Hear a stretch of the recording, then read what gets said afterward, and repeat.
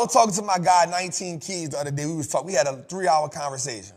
And so we was dialoguing between billions and how it fits with reality. And so we started talking about Mike Prince. I said, you know why Mike Prince wasn't a good fit for president? Because he was so smart and he had so much money, he didn't need to listen to nothing that nobody said.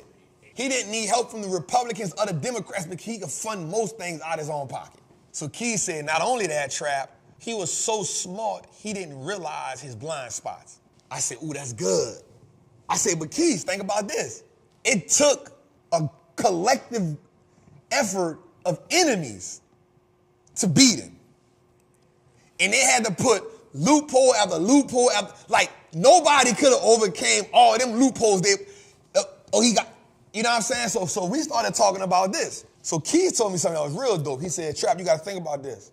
So he said, America will never put the smartest person as the president. They'll never do that. You got to put somebody at the president that has some of his own ideas, but can fall in place with the ideas that we have in place.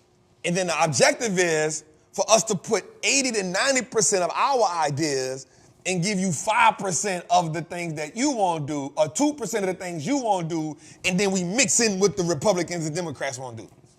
I was like, ooh, that's good. And he was like, a smart person gonna have too many of his own ideas. I said, that's good, Keith.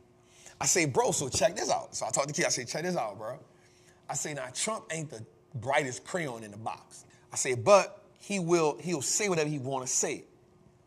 And I said, he'll play both sides of the field. And I told Keith how dope this was. I said, dog, I remember when Trump, it was a long time ago when he said that if I ran for president, I'd go as a Republican because they stupid. I said, bro, I can't find that video nowhere on internet now. I said, bro, check this out, dude. I said, Trump is so crazy. This dude got on the office and did whatever. All his whole goal was just to put the Trumps in position. His goal wasn't about nothing else, but how do we put the Trumps in position? And he said, that's what made him dangerous, because he don't want to abide by nothing. He don't want to abide by the Republicans. He don't want to abide by the Democrats. He don't want to abide by the upper hand. He just doing whatever the hell he want to do. Which brings us back to why we talked about billions. So we was talking, me and Keys, and I said, bro, my most favorite character in Billions is Chuck Daddy. He said, dang, that's interesting, Trap. I said, here's why. Chuck fought the idea that he came from privilege. He didn't want to be a part of it. He didn't want to follow none of the rules. He didn't want to follow none of the rituals, but he always used them when he needed them. You feel me? Like he didn't want to be a part of them, but he always used them when he needed them. But the reason why his daddy was so important to the everything, because Chuck's daddy represented the old law. And no matter how far we go along in the game, if we leave the old law, we have nothing to look back on. We have nothing to get reference from. And that's all Chuck Daddy kept telling him. Bruh, stop acting like this. This is what you come from. Use it to your advantage. So every time Chuck got in a position, his daddy was like, stupid, use the old law. You keep going through all this BS, use the old law. So y'all about to get a Keys and Trap right quick. My brother. What up with the God? So you live right now. Yo, okay, blessings to the trappers out there. So, remember we was on the thing, we was talking about Chuck Daddy. So I'm telling him about the conversation, the beautiful conversation that me and you had. Yeah.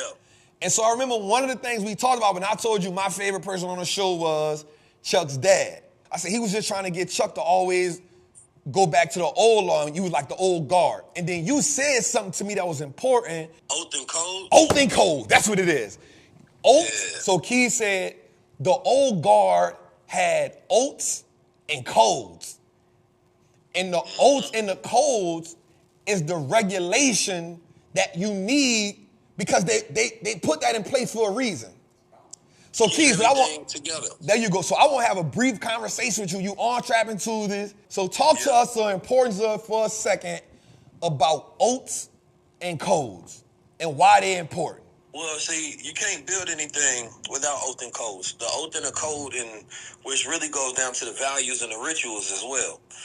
When you build something off, the way you maintain it is by maintaining the rituals of that entity, right? That's how you keep something together, because this is how you pass it on throughout time. If I say we got an organization and, the one thing that we value is respect, and we go wear black, and every Sunday we go do this particular ritual where we do so and so and so. If you pass that ritual down to your son, then that continues to follow as an entity throughout time. And then you tell them that you can't change nothing about this ritual. Everything about it has to maintain. And you can do that. That's how you take something from the 1900s to the 2000s, right? Because what we end up doing is we become space territorial, where we want space.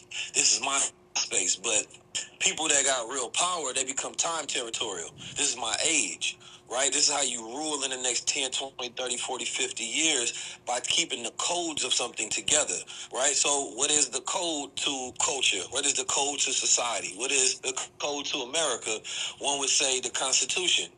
It took about 3 months for them to come together to create, the ideas, the orders, the structures, the rules, the codes that go into the Constitution. And the reason why America is as powerful as it is because they learn how to follow particular rituals and codes. That's the Constitution of America, and it's a check and balance system. So when they always talk about the threat to democracy is when you're doing unconstitutional things, is when you're not following the codes, you're not following the ritual. Donald Trump was probably the biggest threat to America, in the same way where you look at Mike Prince in the show Billions, is because, he wasn't following those codes. So he breaks the illusion of what the thing is. He threatens the foundation of the entity, because now somebody else may not want to follow the code as well. And when the further you get away from what the original idea as an original entity is, the further you get away from it being what it is in the first place. The Nation of Islam is a good place to look at.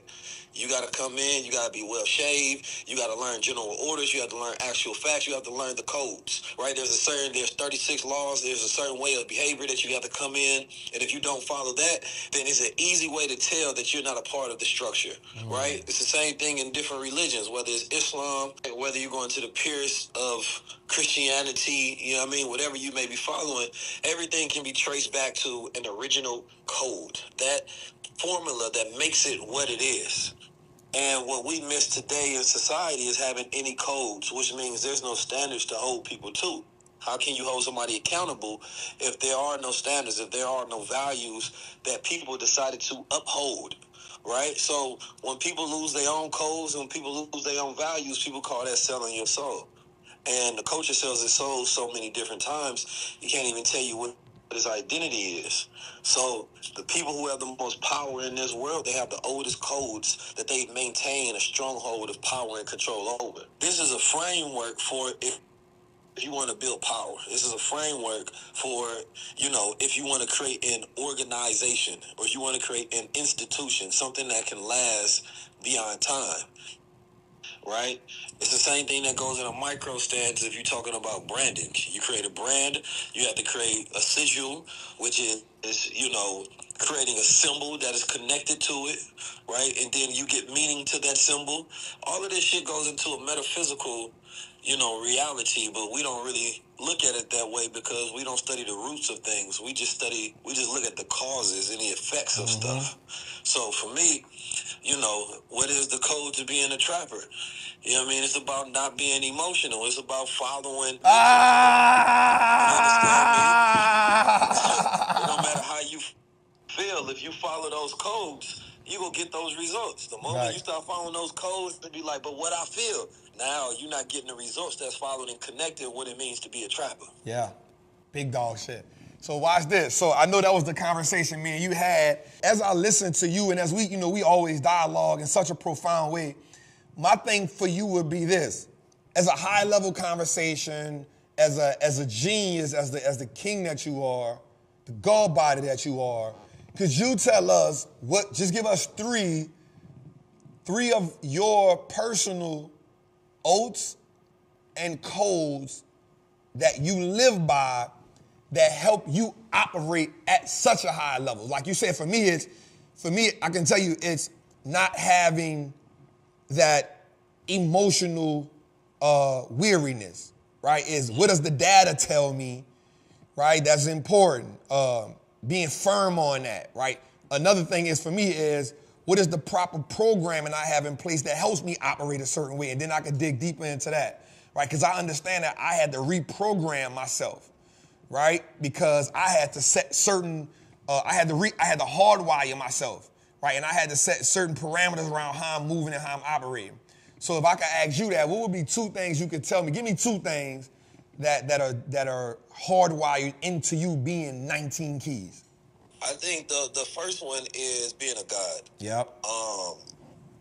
Dr. Wesley said something very deep and profound. He said, a lot of people, do religion to follow God. He said, we do religion to be gods. Mm-hmm. And when you understand what that means on a deeper fundamental level, I've utilized that throughout my whole life.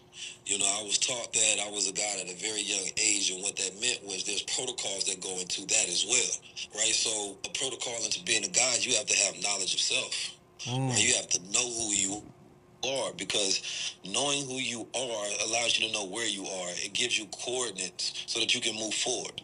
Right? So for me, it's about bowing down into my own greatness and bowing down to others' greatness. I have to follow that protocol. You know what I'm saying?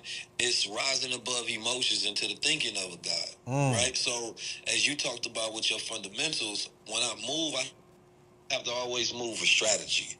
Right? Not what I feel, but what's the best? What do I think?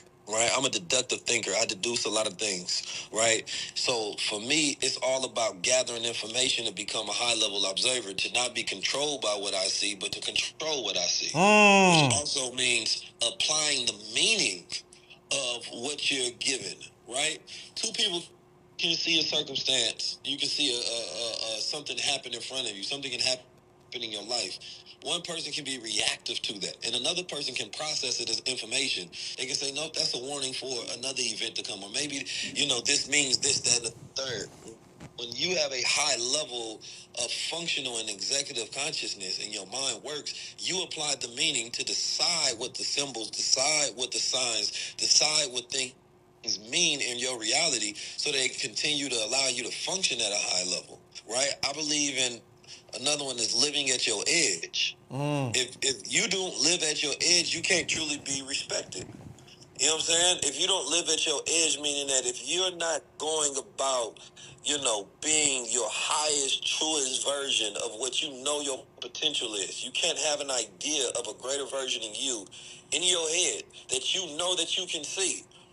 Whether you believe that this is going to be an easy route or an obtainable route, you have to live in accordance to being able to bring out your higher self.